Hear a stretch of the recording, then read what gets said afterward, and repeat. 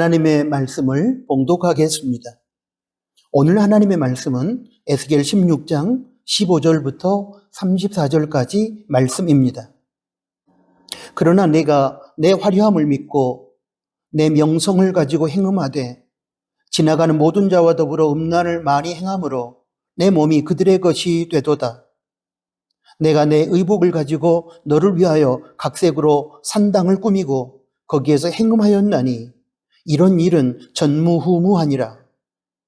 내가 또 내가 준 금, 은 장식품으로 너를 위하여 남자 우상을 만들어 행음하며 또 내 수 놓은 옷을 그 우상에게 입히고 나의 기름과 향을 그 앞에 베풀며 또 내가 내게 주어 먹게 한 내 음식물 곧 고운 밀가루와 기름과 꿀을 내가 그 앞에 베풀어 향기를 삼았나니 과연 그렇게 하였느니라.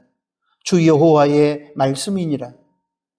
또 내가 나를 위하여 낳은 내 자녀를 그들에게 데리고 가서 드려 제물로 삼아 불살랐느니라. 내가 내 음행을 작은 일로 여겨서 나의 자녀들을 죽여 우상에게 넘겨 불 가운데로 지나가게 하였느냐.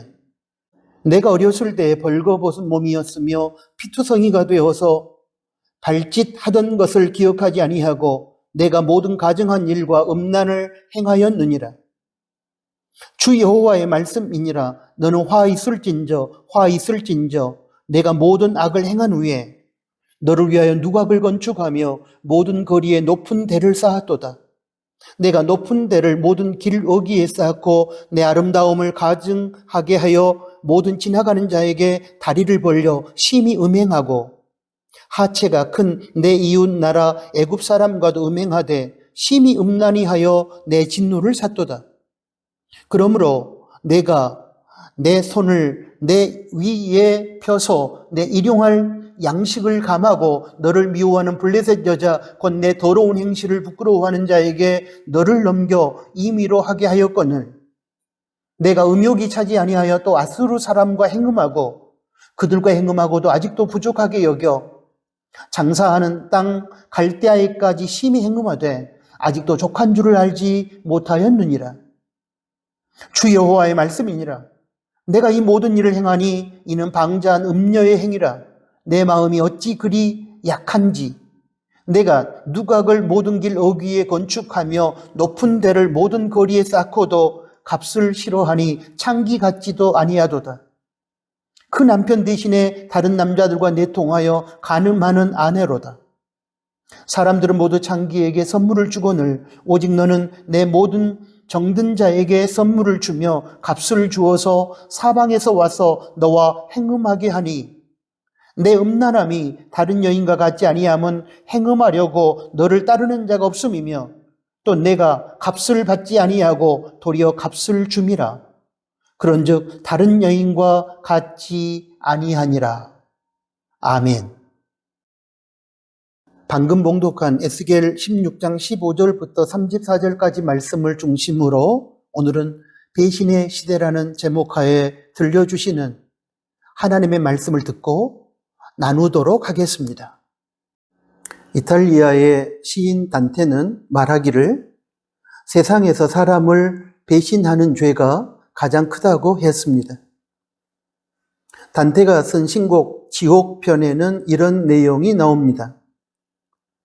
지옥의 제일 하층인 9층에서 가장 크고 무서운 형벌을 받고 있는 세 사람이 있는데 그 중에 한 사람은 스승인 예수님을 배신한 가룟 유다요. 또 다른 두 사람은 막역한 친구였던 줄리어스 시저를 배신한 브루터스와 카시우스였습니다. 단테는 배신자인 그들이 지옥에서 큰 고통을 당하고 있는 것으로 묘사했습니다. 철석같이 믿고 사랑했던 사람에게 배신을 당한다는 것은 정말 가슴 쓰리도록 아픈 일일 것입니다. 또한 자신이 받은 은혜를 알고 그에 대해 감사하며 신의를 지키는 것은 의외로 쉽지 않습니다. 때로 그것은 용기를 필요로 하는 일이기 때문입니다. 그렇습니다. 배신은 정말 사람으로서는 할 짓이 아닙니다.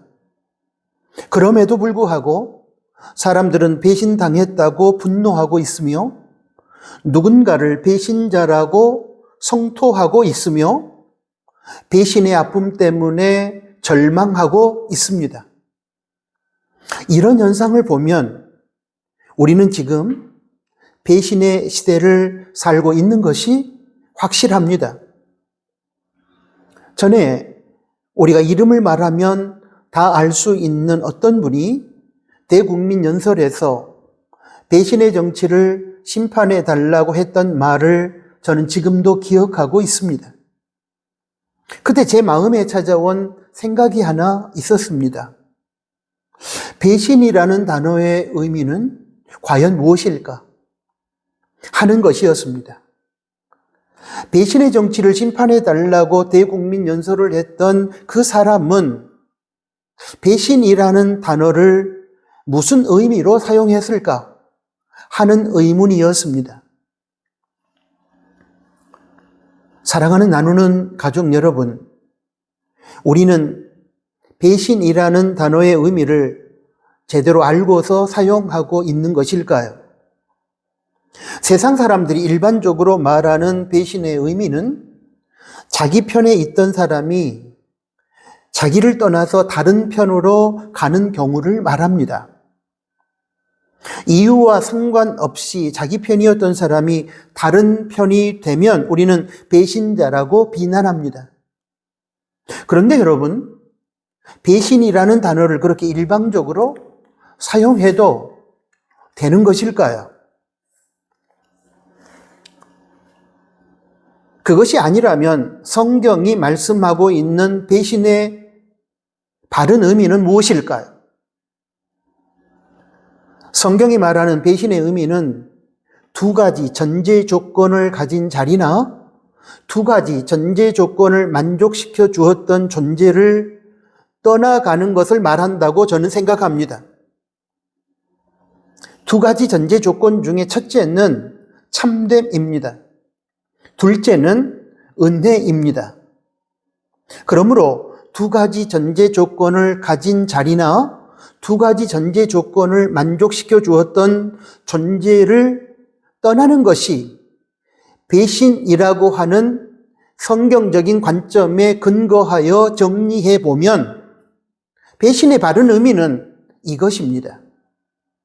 참된 존재와 거룩한 자리를 떠나 거짓된 존재와 타락한 자리로 떠나가는 것이며 받은 은혜를 짓밟아 버린 채 은혜를 베풀어 주신 존재를 떠나가는 것입니다.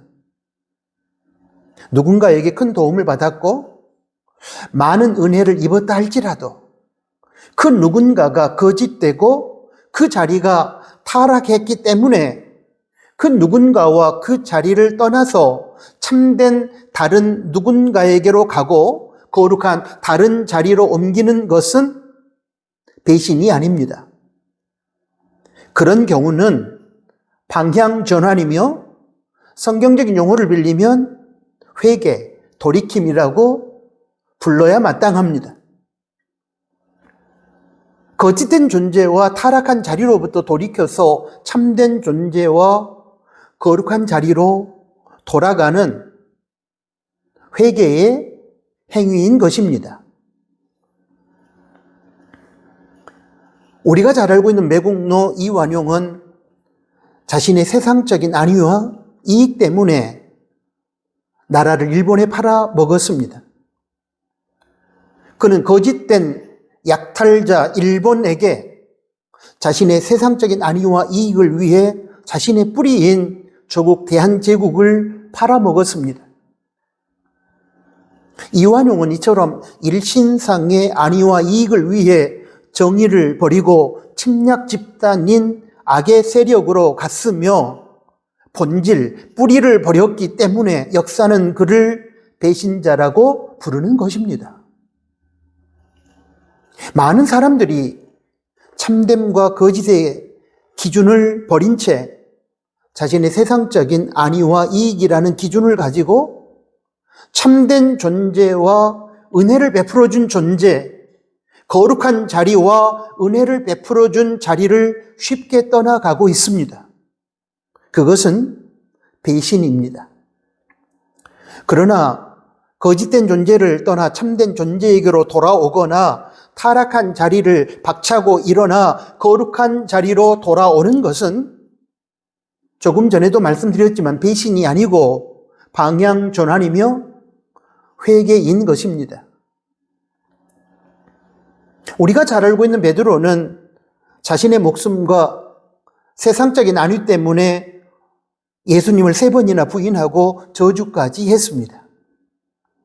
세상적인 안위와 육신의 목숨 때문에 진리이시며 참이시며 은혜를 베풀어 주신 예수님을 배신한 것입니다.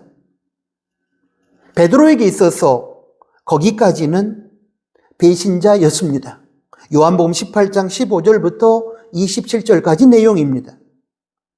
그러나 베드로는 갈릴리 바다까지 찾아오신 부활의 주님을 만나고 주님의 사랑의 꾸지람 앞에서 다시 진리이신 참이신 예수님께로 돌아왔습니다. 그때 베드로는 배신자가 아니라 회개자가 되었습니다. 요한복음 21장 15절부터 18절까지의 내용입니다. 또 돌아온 탕자 비유에 나오는 둘째 아들은 은혜를 베풀어 주신 아버지로 상징되는 하나님과 참된 아버지의 말씀인 하나님의 말씀을 버리고 자기 마음대로 살고 싶어서 타락한 세상으로 떠났습니다. 그때 둘째 아들은 배신자였습니다. 그러나 세상에서 말할 수 없는 고통을 겪으며 자신의 배신의 행위를 깨닫고 아버지와 아버지 집 하나님께로 돌아왔습니다. 그때 그는 배신자에서 회개자가 되었습니다. 누가복음 15장 11절부터 24절까지의 내용입니다. 사랑하는 나누는 가족 여러분, 우리는 배신자가 되지 말고 회개자가 되어야 합니다. 참되신 하나님, 은혜를 베풀어 주신 하나님을 버리고 자기 마음대로 살기 위해 죄악된 세상으로 가서 타락한 세상의 가치를 붙들고 살아가는 것은 배신입니다. 참되신 하나님의 말씀을 무시하고 세상 따라 자기 소견에 옳은 대로 살아가는 것은 배신입니다. 우리에게 이러한 배신의 모습이 조금이라도 있다면 우리는 신속하게 돌아가야 합니다. 은혜를 베풀어 주신 하나님께로 참되신 하나님 말씀으로 우리는 돌아가야만 합니다. 그것이 방향 전환이고 그것이 회개입니다. 하나님은 배신자를 동역자로 쓰지 않으시고 회개자를 당신의 동역자로 아름답게 사용하십니다. 사랑하는 우리 나누는 가족 여러분, 우리는 지금 배신자의 삶을 살아가고 있을까요? 아니면 참된 회개자로서의 하나님의 동역자로서의 삶을 살아가고 있는 것일까요? 오늘 본문에서 예루살렘은 배신자로서 배신의 노래를 부르고 있습니다. 에스겔 16장 1절부터 14절까지 말씀을 보면 하나님께서는 버림받아 비참해진 예루살렘을 거두어 주시고 마침내 당신의 왕비로 삼아 모든 것을 다 주었습니다. 특별히 에스겔 16장 14절부터 14절까지 말씀을 한번 제가 읽어보겠습니다. 13절, 이와 같이 내가 금, 은으로 장식하고 가는 배와 모시와 수 놓은 것을 입으며 또 고운 밀가루와 꿀과 기름을 먹음으로 극히 곱고 형통하여 왕후의 지위에 올랐느니라. 14절입니다. 내 화려함으로 말미암아 내 명성이 이방인 중에 퍼졌음은 내가 내게 입힌 영화로 내 화려함이 온전함이라. 나 주 여호와의 말이니라. 그럼에도 불구하고 이렇게 큰 하나님의 은혜를 받았음에도 불구하고 예루살렘은 에스겔 16장 15절부터 22절까지 말씀에서 하나님께서 적나라하게 밝히고 꾸짖었듯이 하나님께서 주신 모든 것을 세상 우상에게 다 갖다 바치면서 하나님은 이제 필요 없어. 하나님 말씀은 이제 들을 가치가 없어. 이제부터는 내 마음대로 하고 살 거야. 세상 따라 살아가니 이렇게 재밌고 편하고 좋은데. 그러면서 배신의 노래를 불렀고 배신의 삶을 살았습니다. 하나님께서 예루살렘에 베풀어 주신 은혜를 망각하면서 그들은 참되시고 은혜를 베풀어 주신 하나님을 버리고 세상 우상에게로 달려간 것입니다. 그것이 바로 본문에 기록된 예루살렘의 배신이었습니다. 그들은 지금 방자하게도 배신의 노래를 부르며 하나님의 영광을 짓밟고 가증한 타락의 삶을 살고 있는 것입니다. 그런데 사랑하는 나누는 가족 여러분, 여기서 우리가 부끄러워하고 두려워해야 할 사실이 하나 있습니다. 그것은 본문에 소개된 배신자 예루살렘의 모습에서 오늘 우리의 모습을 찾아볼 수 있다는 것입니다. 혹시 지금 우리는 구원의 은혜를 베풀어 주시고 우리의 삶을 인도하여 주시는 하나님을 떠나버리고 세상의 욕망을 추구하며 살아가고 있지는 않습니까? 혹시 지금 우리는 참되시고 거룩하신 하나님의 말씀을 버리고 세속적인 가치의 지배 아래 거짓되고 타락한 삶을 살아가고 있지는 않습니까? 그렇다면 우리도 역시 본문의 예루살렘처럼 지금 배신의 노래를 부르며 배신의 삶을 살고 있는 것이 아니겠습니까? 이제 이어지는 본문 말씀 에스겔 16장 26절부터 29절까지 말씀을 보겠습니다. 거기에는 하나님을 배신하고 우상을 섬기면서 자기 마음대로 살아가는 예루살렘의 죄가 가지고 있는 확산성이, 죄의 확산성이 기록되어 있습니다. 예루살렘의 죄는 예루살렘으로만 국한되지 않고 예루살렘을 벗어나서 애굽, 블레셋, 아수르, 갈대아까지 확대됩니다. 에스겔 16장 26절부터 29절까지 말씀을 제가 읽어보겠습니다. 26절입니다. 하체가 큰 내 이웃나라 애굽 사람과도 음행하되 심히 음란히하여 내 진노를 샀도다. 애굽에까지 예루살렘의 죄가 확산되었다는 말씀입니다. 27절입니다. 그러므로 내가 내 손을 내 위에 펴서 내 일용할 양식을 감하고 너를 미워하는 블레셋 여자 곧 내 더러운 행실을 부끄러워하는 자에게 너를 넘겨 임의로 하게 하였거늘. 예루살렘의 죄가 블레셋에 확산되었음을 얘기하는 말씀입니다. 28절입니다. 내가 음욕이 차지 아니하여 또 아수르 사람과 행음하고 그들과 행음하고도 아직도 부족하게 여겨 예루살렘의 죄가 아수르까지 확산되었음을 얘기하는 말씀입니다. 29절입니다. 장사하는 땅 갈대아에까지 심히 행음하되 아직도 족한 줄을 알지 못하였느니라. 예루살렘의 죄가 갈대아에까지 확산되었다는 것입니다.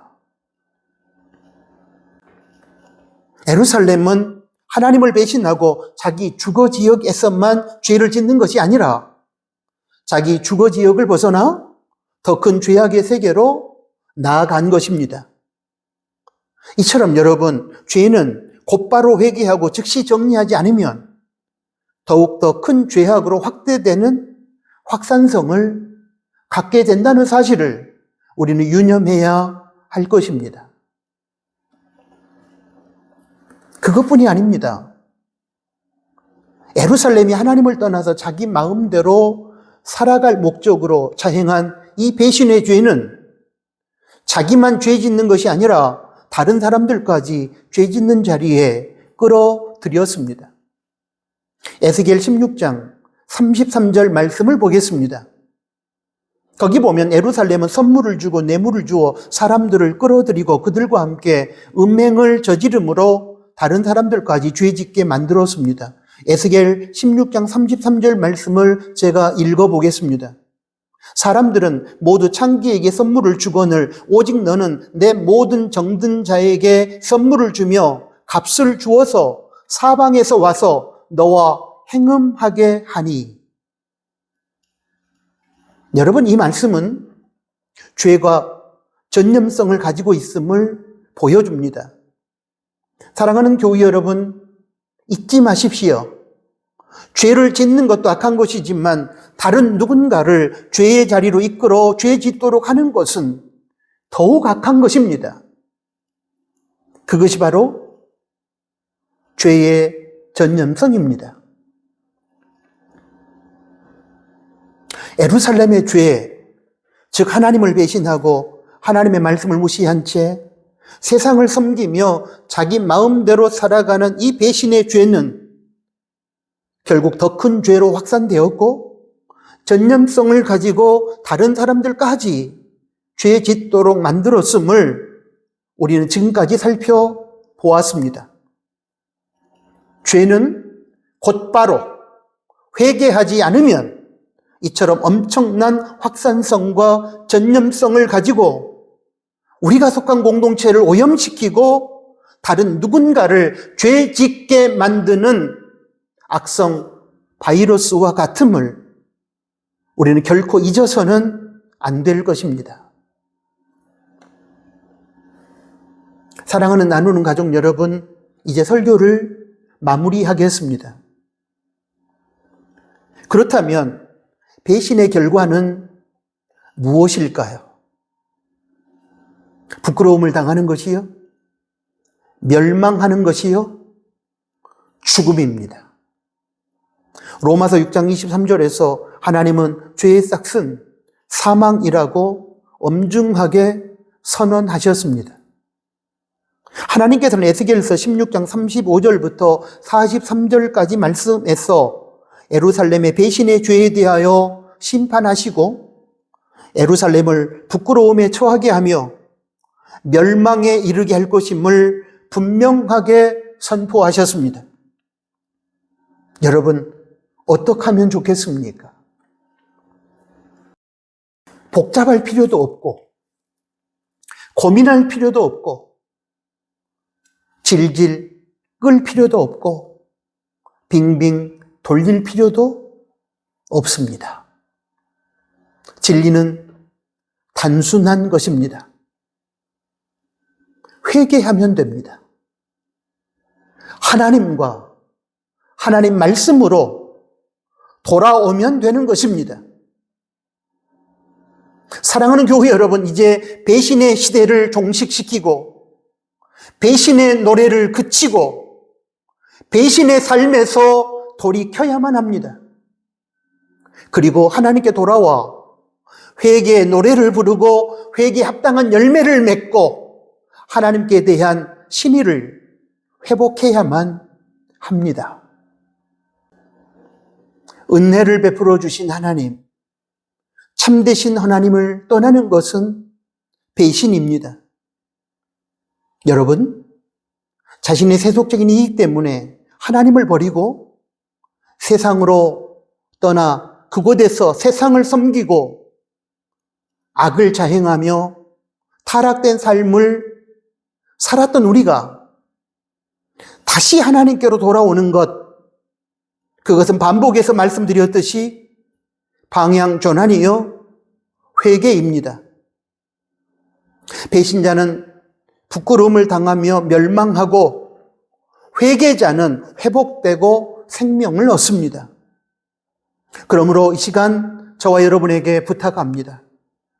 이제는 우리 안에 존재하는 배신의 삶을 정리하고 회개를 통하여 참되고 은혜로우신 하나님과 진리의 말씀애로 돌아오십시오. 그리함으로 배신의 시대를 종식시키고 하나님께 대한 신의를 지키는 성실한 사람으로 하나님께 인정받고 하나님께 영광을 돌리는 저와 여러분이 될 수 있기를 주님의 이름으로 부탁합니다.